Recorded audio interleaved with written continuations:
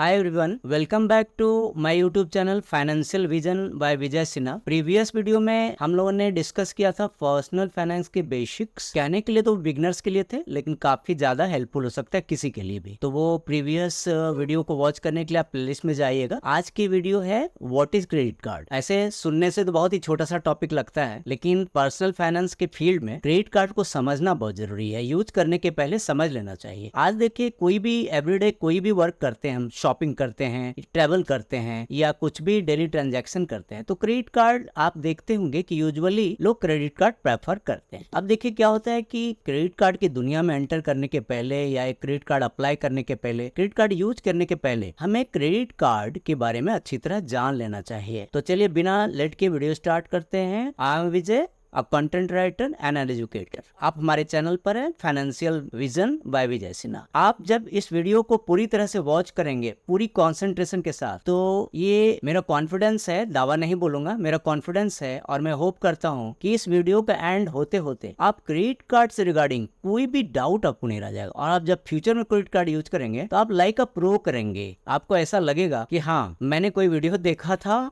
और मुझे credit card के फील्ड में हमारी इन्फॉर्मेशन काफ़ी अपडेट हुई। अगर पहले से भी इन्फॉर्मेशन हो तो भी आज वीडियो को एंड तक वॉच कीजिए।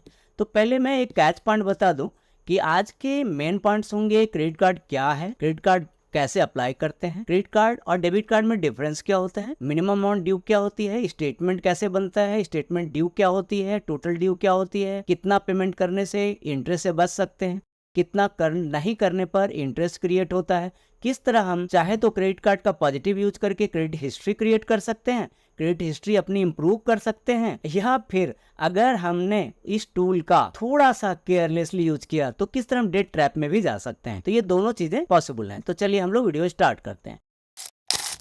क्या होता है क्रेडिट कार्ड डेबिट कार्ड में डिफरेंस से ही मैं शुरू करता हूँ।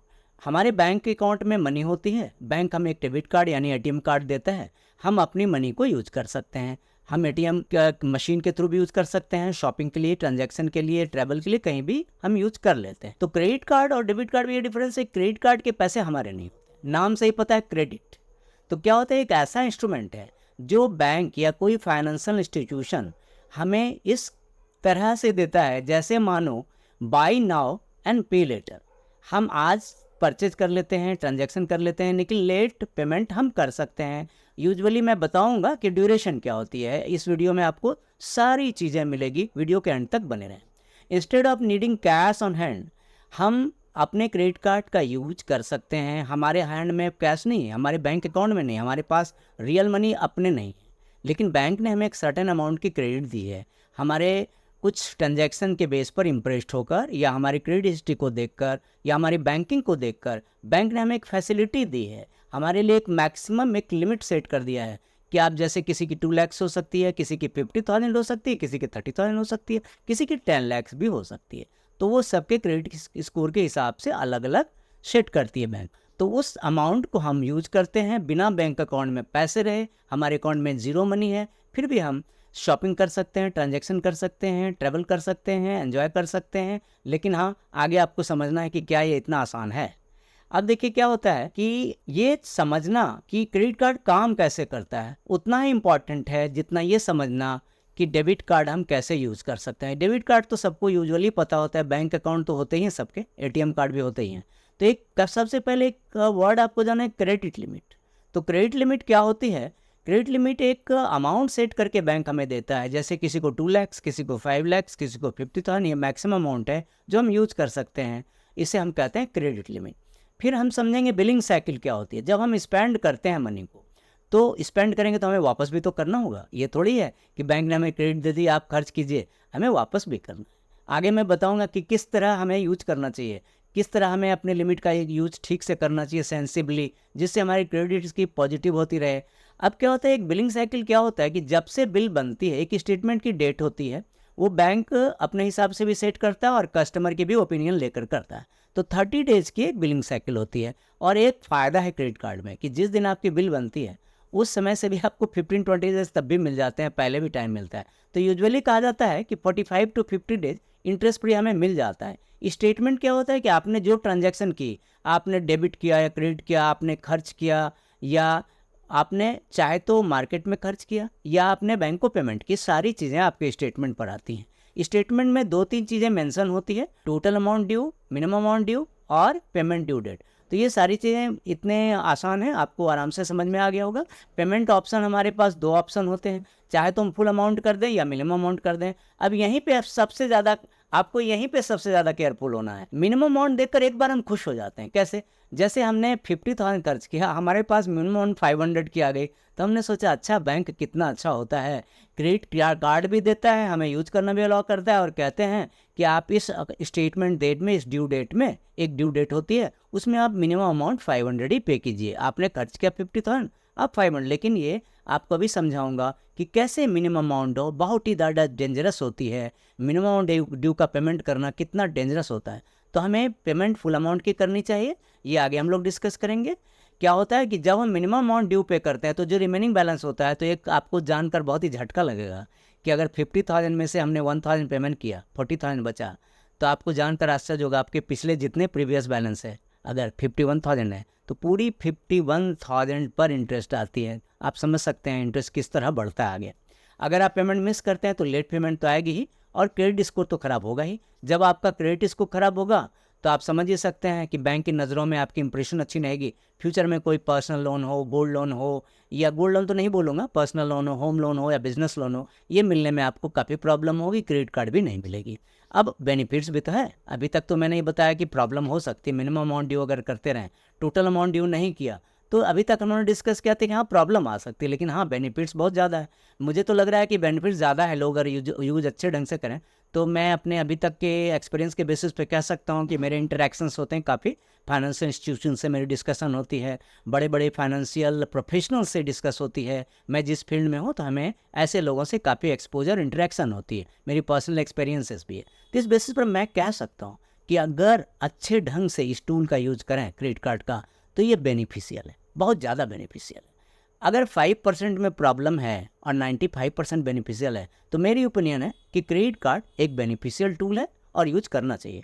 अब देखिए फर्स्ट बेनिफिशियल टूल क्या है? कॉन्वीनियंस। अब देखिए क्या है, हम मनी लेकर जाते रहेंगे, हमारे अकाउंट में पैसे हों, जरूरी भी नहीं है। एटीएम कार्ड भी ले जाए, हमारे अकाउंट में मनी है, जरूरी नहीं है कि मेरे अकाउंट में मनी है। सैलरी हमारी मिली थी, महीने के एंड में हमारे पास पैसे नहीं बचे, अर्जेंट वर्क करना है या कोई ट्रांजैक्शन करनी है जो अर्जेंट ही है, नहीं भी अर्जेंट है, मान लो हम किसी भी काम से करते हैं, मैंने बिजली बिल ही पे कर दिया या मैंने एक शॉपिंग ही कर ली, कर सकते हैं, हमारी पेमेंट अगर अच्छी है हम पेमेंट कर सकते हैं, तो हम क्रेडिट कार्ड से परचेज कर सकते हैं। तो क्या होता है, हमारे पास में नहीं मनी, हमारा अपना मनी नहीं है, हमारे पास कैश भी नहीं है, हम एक प्लास्टिक कार्ड लेकर चलते हैं क्रेडिट कार्ड, और उससे हम शॉपिंग कर सकते हैं। रिवॉर्ड मिलता है। रिवॉर्ड कैसे मिलता है कि जैसे आप एटीएम कार्ड यूज़ करते हैं थोड़े कम रिवॉर्ड मिलते हैं, कैशबैक कम मिलता है, ट्रैवल माइल्स के को काउंट नहीं करते, उसके बेसिस पर अलग से कैशबैक नहीं देते। लेकिन क्रेडिट कार्ड में आपको काफ़ी तरह के कैशबैक मिलते हैं, रिवॉर्ड्स मिलते हैं।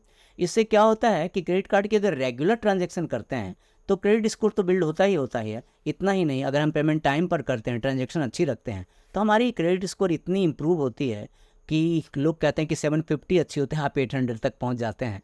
और इतनी अच्छी क्रेडिट स्कोर होती है कि बैंक आपके पीछे होते हैं, आप बैंक के पीछे नहीं होते हैं। जब आपको लोन लेना होता है या कोई क्रेडिट कार्ड इशू करवानी होती है, बच्चों की पढ़ाई के लिए एजुकेशनल लोन लेनी होती है, घर के लिए होम लोन लेना होता है, बिजनेस लोन लेना होता है, तो बैंक आपके पीछे होती है, आप बैंक के पीछे नहीं होते हैं। तो इतनी इंप्रूव होती है क्रेडिट स्कोर। अब परचेज प्रोटेक्शन भी देती है कुछ क्रेडिट कार्ड। परचेज प्रोटेक्शन का मतलब आपने कोई प्रोडक्ट परचेज किया, तो ऐसे एटीएम कार्ड से खरीदने पर थोड़ा कम है, कभी कभी हो जाता है, लेकिन क्रेडिट कार्ड पर यूजुअली ये ऑफर होती है। आप परचेज प्रोटेक्शन मिनिमम एक बहुत ही छोटा सा चार्ज देना पड़ता है, जो कि नेग्लिजिबल होती है, नहीं के बराबर। और कुछ क्रेडिट कार्ड तो 0 पर ही कर देते हैं ऑफर, मनी भी नहीं लेते, तो परचेज प्रोटेक्शन देते हैं। बिल्ट इन सिक्योरिटी आती है क्रेडिट कार्ड में, जैसे फ्रॉड के अगेंस्ट एक ऐसी सिक्योरिटी होती है जो अगेंस्ट फ्रॉड होती है। जैसे हमारा क्रेडिट कार्ड मिसयूज हो गया और हमने एकदम टाइम पर बैंक को रिपोर्ट कर दिया, ऐसा नहीं कि मैं रोने लगा, परेशान हो गया, रिलेटिव से डिस्कस करने लगा, परेशान होकर खाना पीना बंद कर दिया 3 डेज तक, सो नहीं रहा हूँ, और जो करना था सब कुछ कर लिया, लेकिन जो करना था वही नहीं किया। हमारे क्रेडिट कार्ड की गलत ट्रांजैक्शन हुई, हमें बैंक को टाइम पर रिपोर्ट करना है, क्रेडिट कार्ड को टेम्पररी ब्लॉक करना है, और उसके पासवर्ड अगर रहते हैं वो सब तो किया नहीं, हमने तो सिर्फ अपना 3 दिन लॉस कर दिया। तो built in security against fraud आती है अगर अच्छा यूज़ करें तो। क्रेडिट कार्ड की ये फीचर तो गोल्डन फीचर है। अब क्या होता है कि हमें क्रेडिट कार्ड यूज करने के पहले ये 3-4 चीज़ें जरूर ध्यान रखें, इंटरेस्ट रेट, फीस, पेनल्टीज, अब डेट अवॉइड करना और पे बैक करने का हम अफोर्ड कर सकते हैं या नहीं कर सकते हैं। इंटरेस्ट रेट क्रेडिट कार्ड की अधिक होती है, अगर हम पेमेंट टाइमली नहीं करते हैं इंटरेस्ट क्रिएट होते जाता है, मल्टीपल होता है, कंपाउंड इंटरेस्ट कहा जाता है। इंटरेस्ट ऑफ इंटरेस्ट, आपकी 50,000 बाकी थी, अगले महीने 70 हो गई, 70 की इंटरेस्ट लगेगी, नेक्स्ट 80 हो गई तो 80 की इंटरेस्ट लगेगी, वो प्रिंसिपल पर नहीं लगता, इंटरेस्ट ऑफ इंटरेस्ट होता है। तो इस तरह इंटरेस्ट के आप ट्रैप में फंस जाते हैं अगर टाइमली पेमेंट नहीं करते हैं।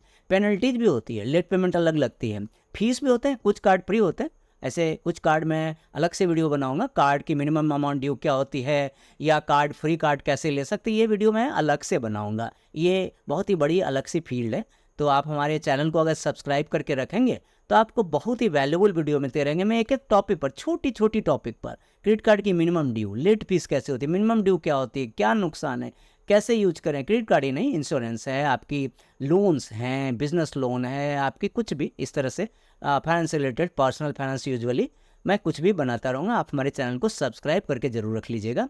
तो डेट अवॉइड करना है आपको, पे बैक कितना कर सकते हैं, मेरा मानना है जो आगे मैं इसमें बताने वाला हूँ 30% ही यूज करना चाहिए। अगर हमारे 3 लाख की लिमिट है तो 30% उसका कितना बनता है, 90,000। तो 90,000 से ऊपर यूज़ ना करें, मेरी अपनी सजेशन है और ओपिनियन है, सजेशन ज़्यादा ओपिनियन है, ये एक्सपोजर के बेसिस पर मैं कह रहा हूँ, ये हमारी एक्सपोजर है, फाइनेंशियल एक्सपर्ट्स एक्सपोजर के कारण ही बोल पा रहा हूँ मैं। लेट पेमेंट से बचिए। और फाइनली मैं वीडियो एंड करने के पहले आपको नए लोगों को खास करके और जो पहले से यूज़ करें उनके लिए भी कुछ टिप्स हैं।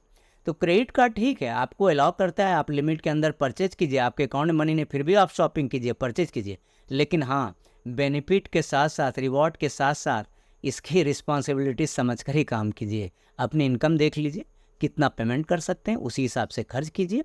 अपने बैलेंस को हर महीने ठीक से चेक कीजिए, स्टेटमेंट को स्टडी कीजिए, स्टेटमेंट को पढ़ना सीखिए, स्टेटमेंट को कैसे समझा जाता है इस पर भी वीडियो बनाऊंगा कि मिनिमम डाउन अमाउंट ड्यू को समझने के लिए स्टेटमेंट को समझना होगा आपको, स्टेटमेंट किस तरह बनती है, उस पर क्या लिखी होती है। Don't max out your credit limit. Credit limit को कभी कभी लोग क्या करते हैं 90% यूज़ करके बड़े खुश हो जाते हैं, पेमेंट ठीक से कर नहीं पाते हैं, नहीं करना चाहिए। 30% मैंने अभी भी कहा है, 30% से ज़्यादा यूज नहीं करना चाहिए, स्टेटमेंट तो देखना ही है। तो आप वीडियो को ज़्यादा लंबी नहीं करता हूँ, बातें तो बहुत अधिक हैं, लेकिन अगले वीडियो के लिए रिजर्व रखता हूँ और होप करता हूँ कि आपको क्रेडिट कार्ड के विषय में अच्छी तरह समझ में आ गया होगा। लेकिन फिर भी आपको कोई भी क्वेश्चन हो, आपके क्रेडिट कार्ड से रिगार्डिंग कोई भी एक्सपीरियंस हो, आप कोई भी ओपिनियन में देना चाहें तो कमेंट बॉक्स में आइए, शेयर कीजिए अपने, शेयर करने से नॉलेज की एक्सचेंज होती है।